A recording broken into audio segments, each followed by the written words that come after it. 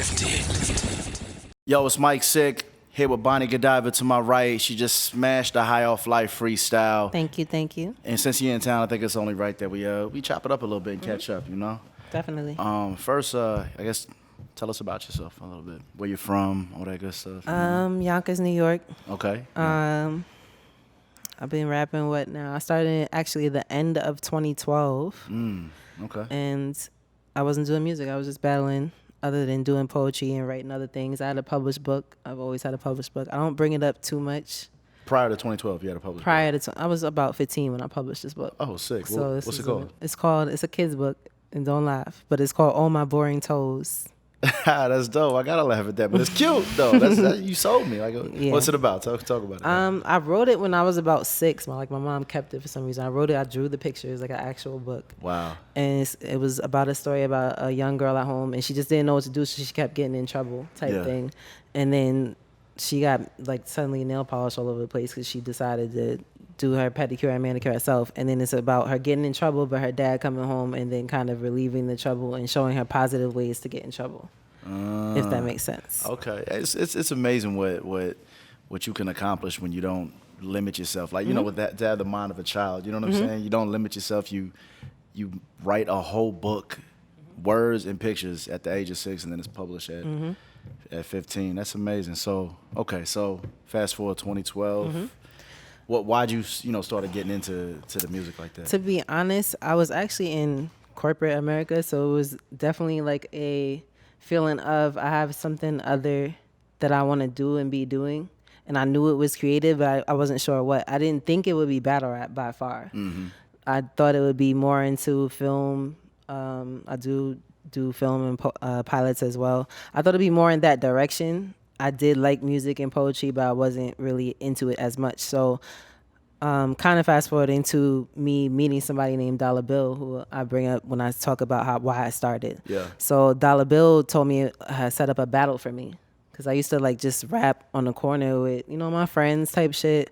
The guys on the corner used to do their little cipher. I'd jump in, spit some bars and all that, walk off. Nothing too crazy. But he's like, yo, there's like battles. You could battle other people and XYZ. So I'm like, all right, set me up, whatever. I'll just try it. I'm always into trying something. Right. Like, I'll try it at least once or twice. If I like it, then I'm going to keep doing it. But as long as it's not like, murdering or killing nobody or shit like that, I don't try that. But, so yeah, he set me up with a battle. The girl didn't come, actually. I got no show with my first battle. And I kept the bars though. And I don't know how or what I got to knowing about Dollar Bill. He told me about Queen of the Ring. He's like, I'm going to get you a Queen of the Ring battle. And I watched a couple of them. I seen E Hart versus Lady Trees. That was like one of my first battles watching. They were in a hat shop, battling and shit. It wasn't even like a stage. It was none of that. It was just like OG, store, little bit of people, and camera. So I could do that. The one I went to with my first battle was a whole hell of a lot of people. So and then I'm hearing about I'm realizing this is gonna be on YouTube. I'm live, and it's just like my nerves kicked all the way in. So my first battle, when you watch it, I'm whispering my bars. I really am. I sound like. So the feedback was all right, maybe you should be in poetry or a librarian type or some shit like that. But when you tell me I can't do some shit, that just makes me do it even harder. So I'm like, nah, fuck that. I'm doing this again, and I'm gonna do it.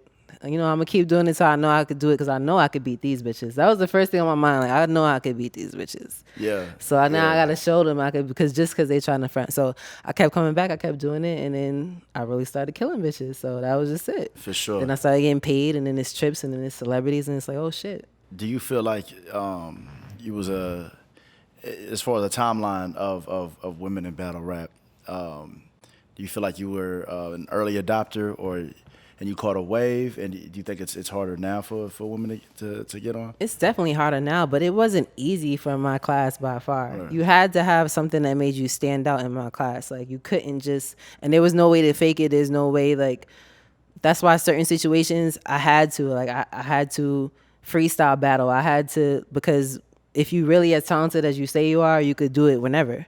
Right. And you could really, and that's something you can't fake.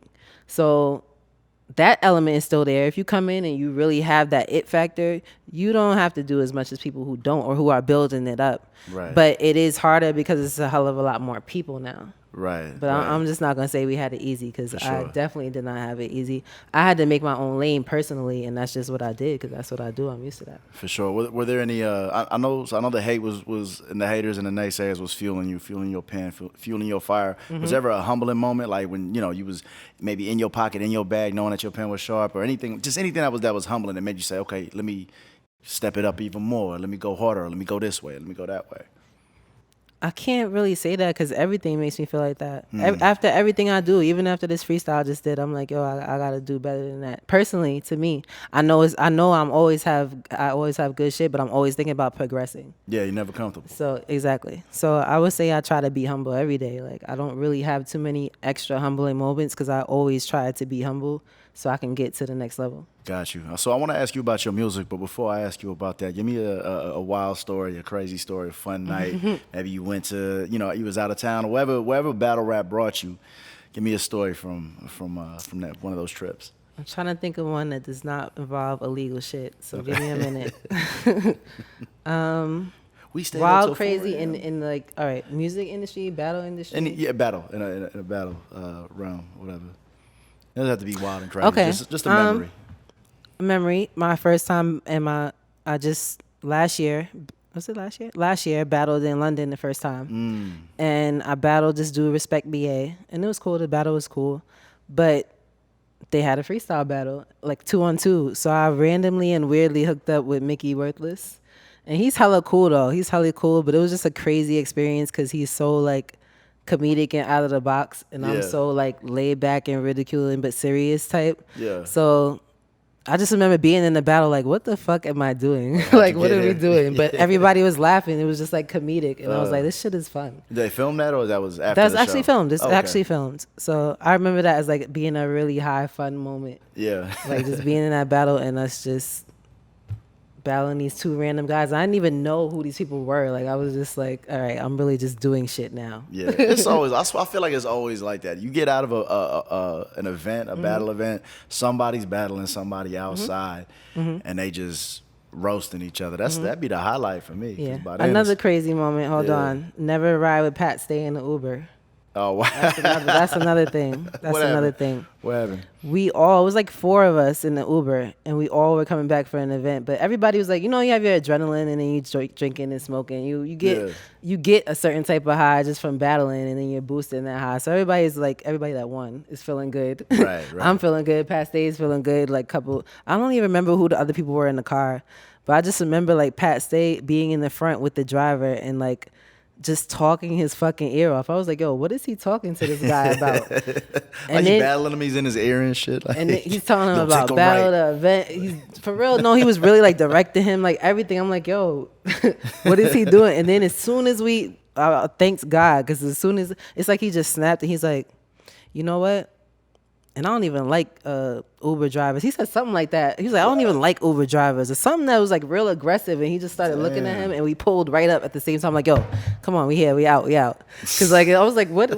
Like, I don't know what you were drinking, but you just got real aggressive just now. Like, he was gonna beat the Uber driver up for no reason. You decided to practice looking hard on the Uber driver. That's fucked up.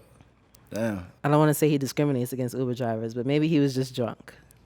That part too. I wonder what that review looked like. The driver probably left a long ass review and shit. Scared for my life. This grizzly white guy was in my Uber and almost killed us. That's crazy though. So I noted I will not ride an Uber with Pat. He'll get his own Uber XL. Yes. Yeah, man. So okay, let's talk about the music. You have battle rap and then you have music. How do you feel? What's that balance like for you? Is there any challenges, triumphs? Music is easier to me than battling. Music is about emotion to me. That's why I always like to say too, I don't really consider myself a genre when it comes to music, because it really just depends on the mood that I'm in when I'm writing it. That's what I write from. So if I feel like writing a hip hop song, I write a hip hop song. If I feel like writing a reggae song, that's the mood I'm in.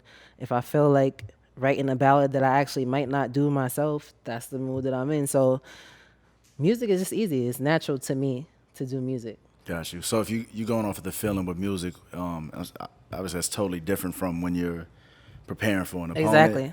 Got you.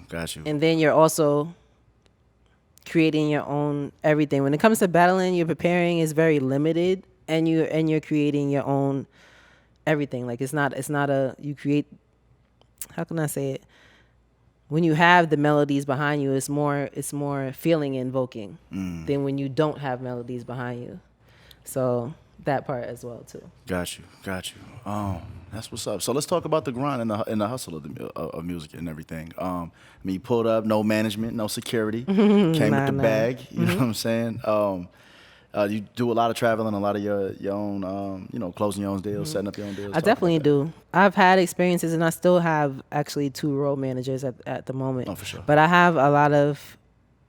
had a lot of little management experiences, but it's like the type of management and everyday type of grind that I already do. I need somebody that's really just next level from that. Yeah. Like, so it's cool. I have a lot of relationships where we do certain things together and on a business standpoint, and we do certain events, a chain of events together, or a chain of this together, a chain of that together. But as far as management, I need a management who has the key to the doors that I can't get in myself. Right. And can manage what I have going on already and then add things to it. Do you feel that's like few and far between nowadays with your status going up, or just independent artists in general, holding the keys a lot more, holding a lot of their own influence, like you said in your freestyle. You know what I mean? And what's it like just trying to find the right team? I got a team. I can't say nothing about the team. Sure. I just like how the team is run with me at the top. That's how no doubt. It's just, I don't, like I said, it's not, I don't think it's extra hard to find, but it's also, I'm not rushing it. Like, I don't feel like I have to rush or find a person to manage what I have going on or do better than I am, because I already feel like my name holds enough weight for me to do the things that I need to do to get in those networks and meet those people. I'm not rushing to be in a label. I don't tend to rush myself to do anything besides what I want to do. Got you. That's what's up. So how do you get more eyes? How do you get outside the bubble? I mean, we all have our music and our friends and our peers and our networks and our circles, but we all know music is a fanfare thing, and we need more fans, so that means more eyes and ears. What are some things that you do to get outside that bubble? I don't want to be kind of repetitive, but I do what I want. If I just recently tried stand-up. It was hella fun. Oh, word. I did it actually in Yonkers. My first show was in Yonkers. Oh, that's what's up. Congratulations. So, thank you. My family came and shit. It was dope. That's how I loved it. But what I mean by that is the how I got myself out was being the first female to establish a name overseas, or being the first female to consistently battle the men.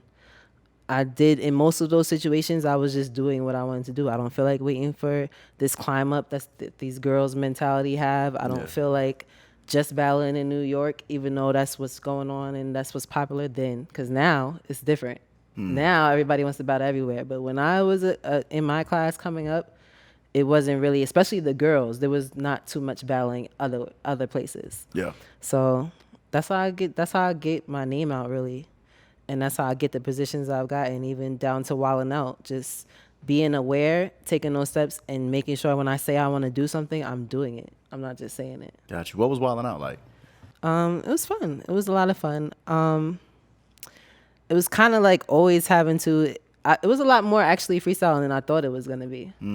Because I thought when you see things on TV, it's like real scripted and shit. Right. You actually, like a lot of the games, you really have to, it's like 2 minutes. All right, here's your thing, and here's what you're going to do. You got 2 minutes to practice.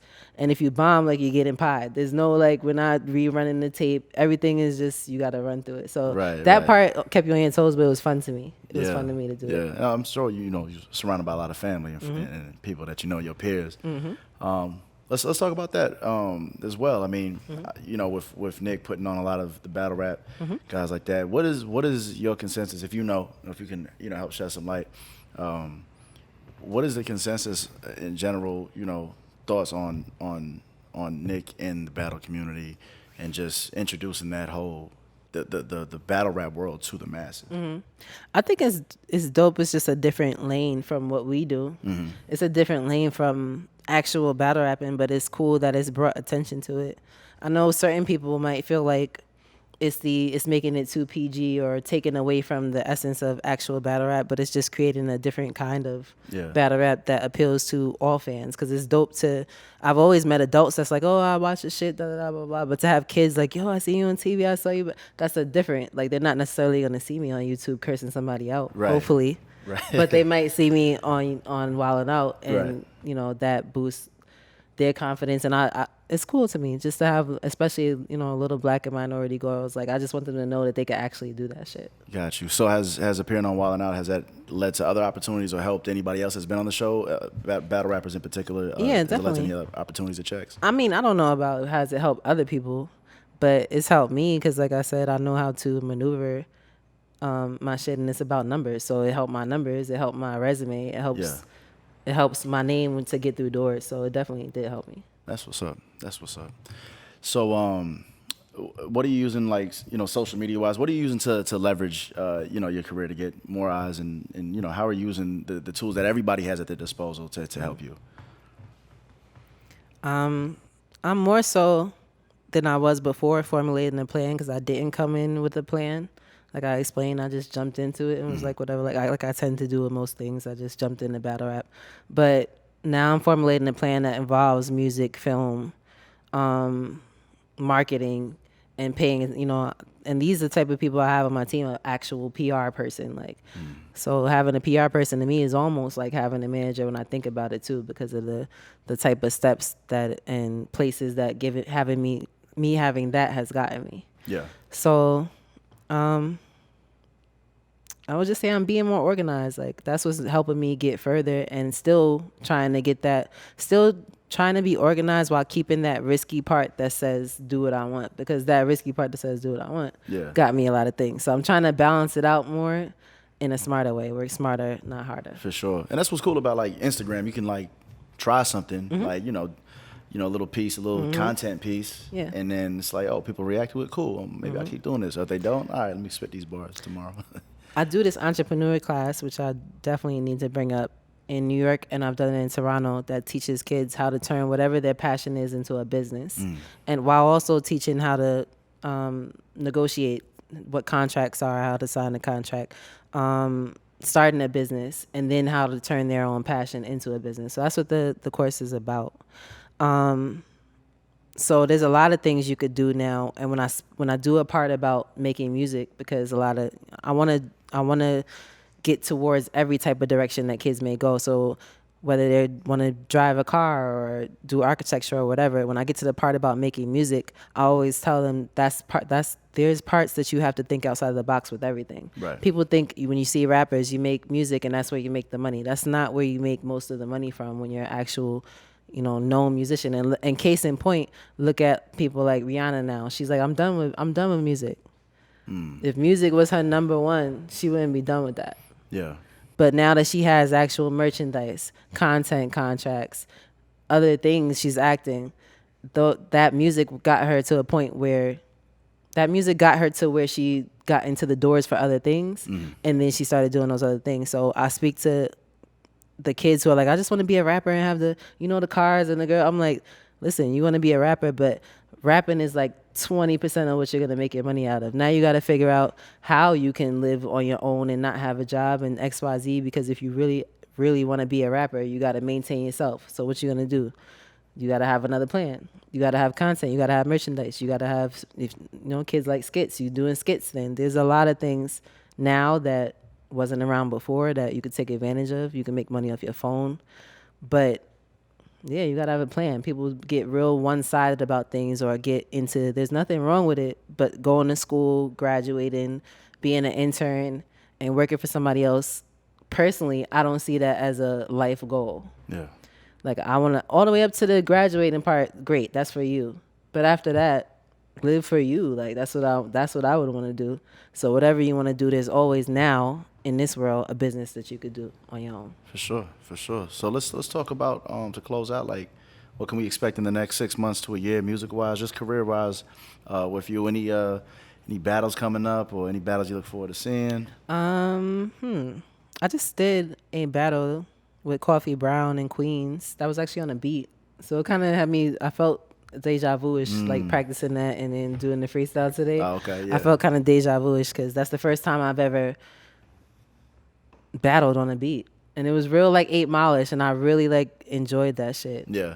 I killed her badly. Yeah. Like pictures and all. Pictures and all. And that's what made it so dope because usually I see that and people doing it off the beat, but to do it timed, like and have to get and then calculate enough reaction and then still do it timed and then the next prop and then the next prop, like that shit was hard. And then it was like just dope for it to come out the way it did. Yeah, that's what's up. And this is out on the It hasn't come out yet. Okay. I just did it. What was that? July 27th. Okay. So it hasn't come out yet. It's gonna come out soon. All right, we'll look out for that. It was definitely dope. Yeah. But I'm chilling on the battles a little bit. Okay. I gotta drop this music, so I'm dropping my first album finally with sick. some actual visuals. I do have 2 singles out right now that I've been pushing everywhere, but I'm dropping an actual album. So. Okay, shout out the single so we can check them out. Give Me Some More by Godiva. It's on iTunes, Spotify. Both of these are on everything. Boy, there's an edited version that actually is for all ages, and then there's the definitely adult version. So you'll see edited or original version on there. And there's actually a video for Boy that I shot in London with my blood cousin. And quick little story before we leave, that was my first time meeting my family in London when I battled on Don't Flop. I was a Don't Flop jam? Hey, that's it was what's Don't up. Flop, and I went out there and I got to spend like 3-4 days with family I've never met before. And my family was ironically the best cameraman I've ever shot with. Wow. Blood relations. So go check that out. Boy, shot in London. Sick. And my blood family shot that. That's what's up. Shout out Don't Flop, man. They came out here. We was doing the Don't Flop Atlanta, Don't Flop USA branch out here. We was trying to do some great things for the city. We had some great battles out here, man. So shout out Don't Flop, man. I ain't seen my brothers in a minute, man. So it's good to know y'all still working out there. You know what I mean? But yeah, so album coming out. Yeah. What's the album called? I don't want to tell you yet. Cause it's a certain little madness to my how I'm about to drop these next 3 EPs because I live ahead of time. Gotcha. But, she got that Ro James strategy. Yeah, but I should say EP. My first EP will be released. Just give me like 3 months and you'll see it on there. I'll tag you. That's what's up. That's exciting. Yeah, please do. Appreciate you coming through, dropping these bars, giving us a little game and some history, about you. And we'll look forward to everything that you got coming up. Thank you. Yes, sir. My name is Mike Sick. Bonnie Godiva, High Off Life, Savage Fam, the underground goes through us. Until next time, peace.